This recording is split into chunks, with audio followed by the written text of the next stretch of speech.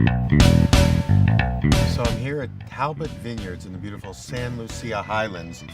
So I've been obsessed with thinking about this notion of transformation and cooking itself as an act of transformation, but really all aspects of transformation.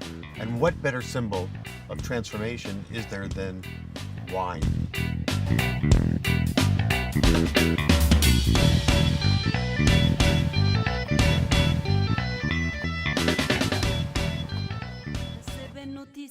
Well, I'm standing in the oak room, it looks like, of Talbott Winery with Dan Carlson, the wine master of all these, the creator of these wines, and you know why we're here. We're here for a wood-fired festival of cooking, and I've been obsessed with this idea lately as an act of transformation, of changing ingredients from one thing into something else.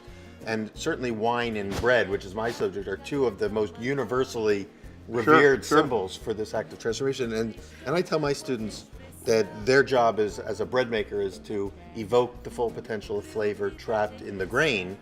And I think your job is the same exact job, except instead of grain, it's evoke the full potential of flavor trapped in the grape. How do you do that? You know, we do it by doing as little as possible. You know, we want the grape flavors to shine.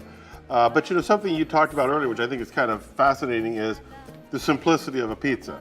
The fact that we can take something that's really a pretty simple concept and make a lot of complex different things out of it. And really we're taking one grape varietal, Chardonnay, from one vineyard, Sleepy Hollow, and we're applying different concepts of wine production to it. Wine is the flavor of a grape without sugar in it. That's really all it is. Once the sugar goes away, you taste the core of the grape and you know what you have. And from that same Chardonnay grape, you're making how many different We make types of 6 wines? different Chardonnays and we make 6 different grape. Pinot Noirs from the same property and the same basic grape. What differentiates it? What is it, the type of oak? oak? A lot of it's oak, a lot of it's age of the vine. The older vineyards, some of the different clonal material, it's more dynamic as it gets older and older.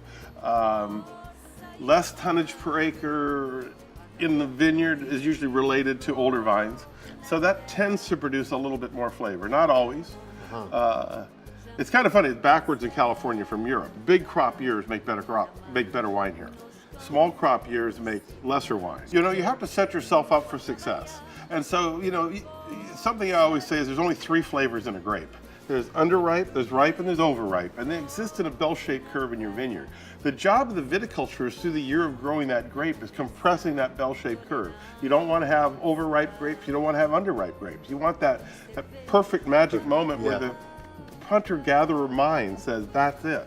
It's how the hunter-gatherer mind functions. We're looking for ripeness, we're seeking ripeness. And that's why women's palates are more astute than men. They were the gatherers. We were the hunters. We didn't have to care if it was bitter or not. Right. But it is interesting, a woman's palate, statistically, is more tastes bitterness at a lower level. And almost every poison in nature is bitter. It's an alkaloid. So I'm not trained as a winemaker. I'm trained as a biologist. So there's a reason we like what we like, and it's very, very deeply drilled into our heads. You're basically watching over it and creating the conditions in which the most flavor can be coaxed from the ingredients. Yeah, and that sounds like we're both playing with yeast, and a yeast is a very, very, very smart animal. Yeah, it's much more complicated than we think. And these yeast that you use for baking or the yeast that we use for wine have evolved over really thousands of years to do this job for us. You know, when people talk about wild yeast, I'm not an advocate. We know which yeast function for us, and we've cultivated those yeasts. And these are not genetically modified organisms, they're cultivars. The 2 main yeasts we use here are Monterey, so isolated from Monterey, and Barolo, isolated from Barolo. These yeasts are really tolerant of very high alcohol. That's really their secret. They can go to 15, 16% alcohol. That's interesting. Making wine is just like raising children. You give it a lot of love early on. It's probably like making bread dough. You know, treat it with respect. Yes. Then you get to cook it, you know what I mean? Yeah. But if you're not handling the dough with respect, it's not going to respect you back. And that's what you want from the wine. We make happy wines. They're meant to be drunk. They're not meant to be aged for long periods of time. We have screw caps, so they're meant to be enjoyed.